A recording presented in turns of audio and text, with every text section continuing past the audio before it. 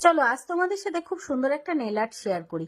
তো প্রথমেই দেখলে এখানে আমি গ্লু ইউজ করে নিয়েছি এবং গ্লু ইউজ করার পর তারপরে এখানে দেখো আমি মাদার পার্ল স্টোন বসিয়ে নিচ্ছি এবং সাথে কিছু ফয়েল বসিয়ে নিচ্ছি।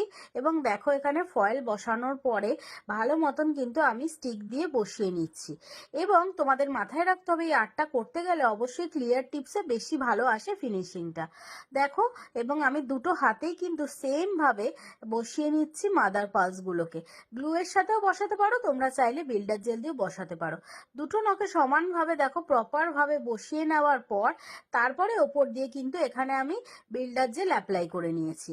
এবং এক্ষেত্রে বিল্ডার জেল একটু বেশি মতন অ্যাপ্লাই করতে হবে, কারণ যাতে পরে শুকিয়ে যাবার পর ফাইলিং করলে সেটা যাতে পার্লটা কোনোভাবে ওপর দিয়ে না বেরিয়ে আসে। দেখো জেল অ্যাপ্লিকেশনের পরে ওপর দিয়ে আমি ইউভি টর্চ অ্যাপ্লাইয়ের সাথে সাথে কতটা সুন্দরভাবে একদম কিওর হয়ে যাচ্ছে।